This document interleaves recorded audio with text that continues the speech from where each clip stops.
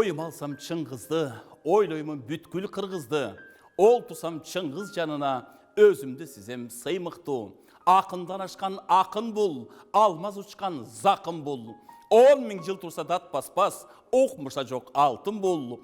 Келбетін айсамадашпай, геңді ген қол таластай, ген көкірі ген далы, тұрышы ай көлім манастай.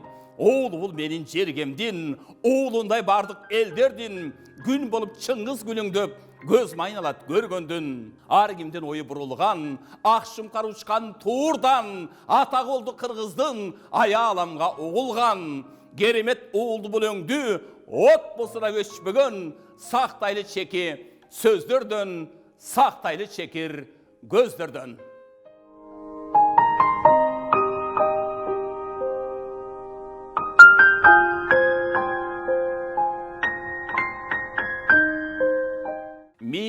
Миң тоғы, жаздайланып көргөнгө, жердей қос құтты басып жүргөнгө, сусын шеп дерсіз жарық дүйнөнүн дамын татып, жарқын өмір сүргөнгө, бірде жету, бірде жетпе тұрмышта, тоғы дейлі, аз болса да байлығың, барға көппе, жоққа чөкпе демекші, чеңгелінен чет бололы қайғының, адал болып, жашы өту ақ ниет, бұл өмірден таба тұрған ол жобыз, пейіл доңдып, беріп тұрат қаниет, түшпей жүрсе, оғызымыздан тоғыз.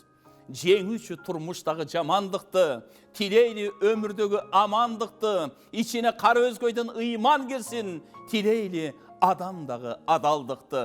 Миң тоғы, баратқанға ел менен, жалғыздатпайды, жауырқатпайды ел деген, дембер үші қасиетіңнен айланам, бақыт өзі басып жүрі жер менен.